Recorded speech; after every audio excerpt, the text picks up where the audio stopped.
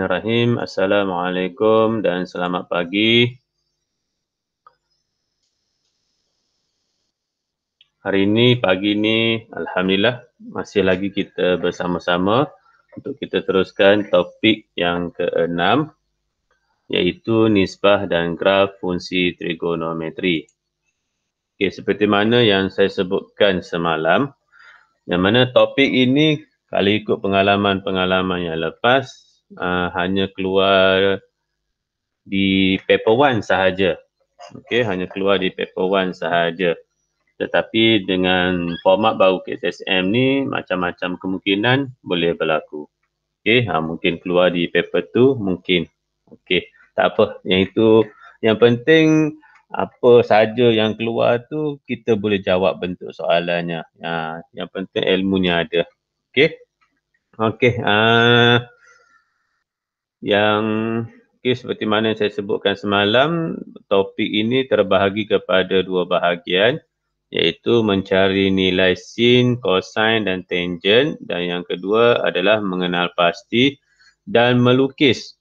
Bukan setakat kenal pasti, kita belajar melukis graf fungsi sin, cosine dan tangent. Okey.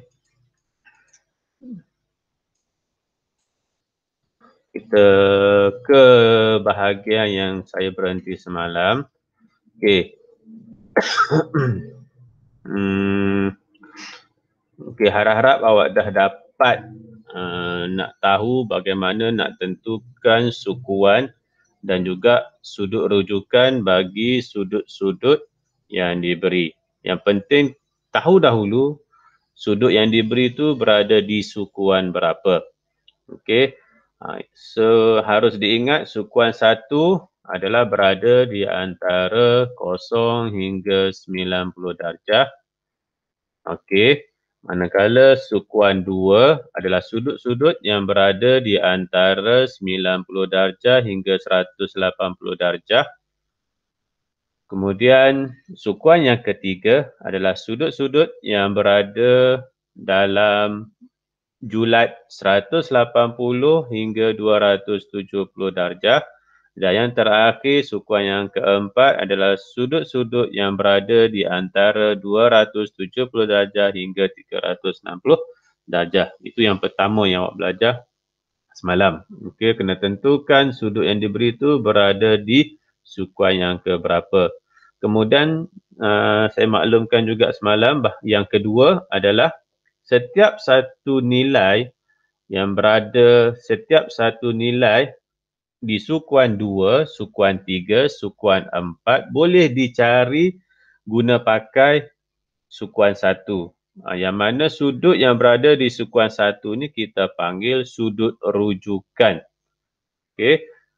Sudut-sudut apabila kita tekan kalkulator, nilainya boleh dicari. Okey, sudut-sudut yang berada di sukuan 2, sukuan 3, sukuan 4, bila kita tekan kalkulator, kita cari sin ke, cosine ke, tangent ke, sudut-sudut tu boleh juga kita guna pakai di sukuan 1. Sebab sama je.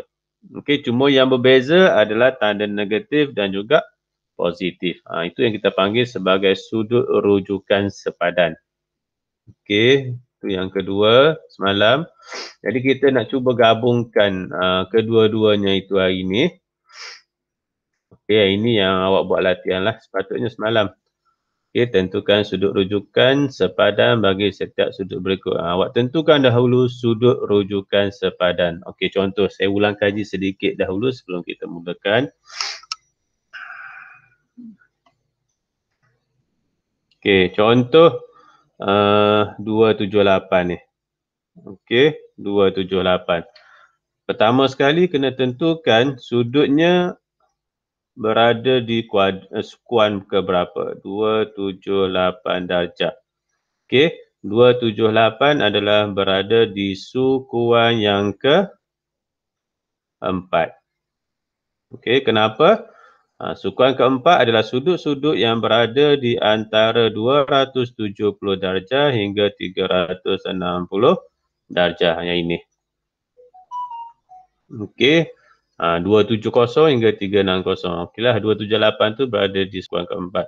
Kemudian bagaimana kita nak tentukan sudut rujukan? Apabila kita dah tahu sudut yang diberi itu berada di sukuan yang keempat, kita rujuk balik yang belajar bila berada di sukuan keempat. Kejap. Ni. Sukuan yang keempat. So yang ini sebenarnya awak kena ingat ni. Kalau sukuan yang kedua, ini cara nak cari sudut rujukan. Kalau sukuan yang ketiga, ini cara nak cari sudut rujukan. Dan sukuan yang keempat, ini cara nak cari sudut rujukan. Jadi, sukuan keempat, 360 darjah tolak simbol itu kita panggil theta. Okey, simbol ini kita panggil theta. Yang mana mewakili sudut. Yang mewakili sudut. Jadi, dalam kes kita sekarang ni, adalah nak mencari sudut rujukan sepadan. Okey, dan sudut yang diberi itu adalah 278. 278 berada di sukuan yang keempat. Kita nak cari sudut rujukan sepadan di sukuan yang keempat adalah 360 darjah tolak sudut yang diberi, iaitu 360 darjah tolak 278 darjah. Jadi 60 78 berapa? 82 darjah. Okey, terima kasih. Terima kasih. 82 darjah. Okey. Itu adalah sudut rujukan sepadan. Macam mana kita nak buktikan dia? Macam mana kita nak kenal pasti sudut rujukan sepadan? Sudut rujukan sepadan adalah sudut-sudut yang berada di sukuan yang pertama, iaitu sudutnya berada di antara 0 darjah sehingga 90 darjah. Sekiranya awak mendapat 82, jadi betul lah. Sebab apa? Sudut itu berada dalam julat 0 darjah hingga 90 darjah. Macam tu. Okey. Kita ulang kaji sikit. Okey. Yang ini pula macam complicated. Okey, yang B ni dia lebih kepada kalau kita nak selesaikan kertas 2. Kenapa? Saya kata kertas 2 sebab dia perlukan jalan kerja yang lebih teliti. Okey, kalau kertas 1 tu tak. Ya, saya. Tadi Ya. saya nak buat kaedah boleh sebab takut salah. Yang mana? Yang A tadi saya ada kaedah lain tapi takut kalau lain dia jadi salah. So nak try tanya cikgu. Kalau jawapan sama tidak menjadi masalah. Okey. Kalau jawab okey. Okey, dalam matematik ni tak ada masalah. Awak guna pakai kaedah mana yang awak selesa. Okey. Sebabnya dalam matematik ni macam-macam jalan kerja boleh diberi, ikut kemahiran masing-masing, ikut pengetahuan masing-masing. Yang penting matematik ni biasa satu je jawapan dia ataupun dua. Bergantung kepada soalan lah. Jadi kalau jalan kerja yang awak buat itu menjurus kepada jawapan yang betul, tak ada masalah. Okey. Dan satu lagi sebelum saya terlupa, sebab bermula tahun 2020, setiap skrip jawapan yang dihantar akan di-scan. Di-scan oleh pihak Lembaga Peperiksaan Malaysia dan dihantar kepada pemeriksa.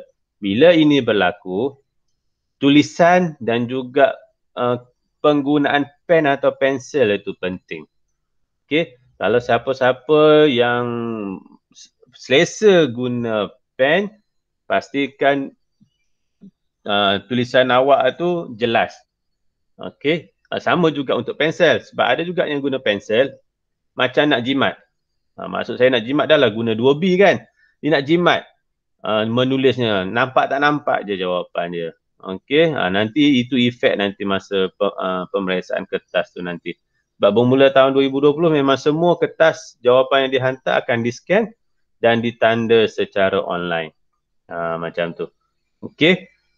So cuba belajar bagi jawapan yang jelas. Sementara saya teringat ni. Okey, kita teruskan. Okey. Yang inilah yang saya kata agak complicated. Sebenarnya senang juga. Senang je sebab dia hanya melibatkan sudut rujukan sepadan dan juga tabel yang warna kuning tu. Okey, saya mudahkan. Okey, kita guna pakai dua ni. Okey, kita guna pakai dua ni. Okey, contoh soalan. Nyatakan hubungan fungsi trigonometri yang berikut dengan sudut rujukan sepadan. Nyatakan hubungan fungsi trigonometri yang berikut dengan sudut rujukan sepadan. Kita akan guna pakai kedua-dua yang di atas tu. Okey, yang tabel warna kuning tu dengan tabel yang sebelah dia tu. Kata sukuan 1, sukuan 2, sukuan 3, sukuan 4. Okey, macam mana nak buat? Okey. Contoh yang A. Okey, kita mula dengan A lah. Yang mudah dahulu. Okey, sin 167. Okey. Pertama sekali kena tentukan sudut 167 ni berada di sukuan yang keberapa. Itu penting. Okey, 167 berada di sukuan yang kedua. Inilah sukuan dia. Bila kita dah kenal pasti 167 berada di sukuan yang kedua, cari sudut rujukan. Jadi macam mana nak cari sudut rujukan? Bagi sukuan yang kedua, ni 180 darjah tolak theta. Theta tu adalah sudut yang diberilah. Okey, jadi 180 tolak 167 berapa sudutnya? 67. 13 darjah. Okey, so sudut rujukan bagi soalan A adalah 13 darjah. Okey, apa kena-mengena yang sebelah kiri pula? Yang tabel itu. Okey, ada kena-mengena. Okey, jadi sin 167 adalah sama juga bila tekan kalkulator sin 13 darjah. Okey. Itu yang pertama, cari dahulu sudut rujukan. Sin sama sin, jangan pula sin tukar pada cos. Okey, sin tetaplah sin. Okey, kemudian kena kenal pasti. Okey, kita tahu 167 tu berada di sukuan yang kedua. Jadi kita tengok tabel ini.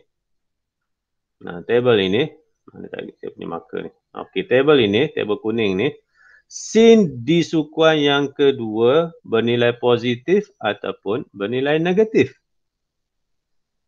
Positif. Okey, positif. Jadi positif lah di sini. Ada saya punya marker, sorry, hilang pula marker saya. Okey, positif. Itulah dia punya hubungan fungsinya tu. Okey, sin 167 darjah adalah sama dengan sin 13 darjah. Positif tu tak letak pun tak apa sebab kita faham. Negatif kena letak. Okey, kita tengok contoh yang kedua, B pula. Okey, B pula. Pertama sekali, okey, ni cos 258. Tengok dahulu 258 ni kena pasti dia berada di sukuan yang keberapa. Okey, sukuan yang ketiga. Bila kita dah tahu 258 tu berada di sukuan yang ketiga, cari sudut rujukan sepadan. Macam mana nak cari? Ada kat sini ni. Jadi nak tak nak awak kena ingat jugalah cara nak dapatkan. Jadi sudut yang diberi theta tu adalah 258 tolak 180. Berapa? 78. Apa? Okey, terima kasih. 78 darjah. Dia punya sudut rujukan sepadan. Jadi kita boleh tulis kat sini cos 258 adalah sama juga dengan cos 78 darjah. Macam tu. Okey, tu yang pertama. Yang kedua, kita tengok cos. Ni cos kan? Di sukuan yang ketiga, positif atau negatif? So, kita akan rujuk jadual kuning ni. Kita tengok cos tu positif, negatif? Negatif. Jadi negatif ni letaklah kat tepi ni. Dah selesai. Macam mana nak semak jawapan? Mudah je, tekan kalkulator awak tu. Cos 258, awak akan dapat suatu nilai negatif. Samalah juga, awak tekan kalkulator, negatif cos 78, awak akan mendapat suatu nilai negatif. Kedua-dua nilainya sama. Macam tu, itu hubungannya. Okey, kita tengok yang C pula. Kita tengok yang C pula, tangent 349. So, pertama, tentukan 349 tu berada di sukuan yang keberapa. Okey, 349 sukuan keberapa? Okey, sukuan yang keempat. Alhamdulillah, sukuan yang keempat. Itu yang pertama sekali. Kena tentukan dahulu sudut yang diberi tu berada di sukuan yang keberapa. Okey, sekarang ni kita tahu sudut 349 berada di sukuan yang keempat tu pertama. Yang kedua, cari sudut rujukan. Macam mana nak cari sudut rujukan? Yang ini. 360 darjah tolak theta. Theta tu apa? Sudut yang dia bagi itulah. Okey, jadi kalau kat nak berapa? 11. Okey, terima kasih, 11. Okey, so jawapan 11 darjah. Sudut rujukan sepadan adalah 11 darjah. Jadi kita boleh tulis tangent 349 jadi berapa? Sorry. Okey, sama juga dengan tangent 11 darjah. Itu yang kedua ya. Yang pertama tadi, tentukan sudut yang diberi itu berada di sukuan keberapa. Dah kenal pasti. Yang kedua, cari sudut rujukan. Bila dah dapat sudut rujukan, tulis macam saya tulis ni. Okay, yang ketiga, kena tentukan tangent. Ni tangent kan? Tangent sukuan yang keempat. Bernilai positif atau negatif? Negatif. Negatif. Tu langkah-langkah kerja dia. Okey, soalan simple je. Tapi nak buat tu. Nak buat tu. Jadi cara cek jawapan adalah tekan kalkulator, tangent 349, awak akan dapat suatu nilai negatif.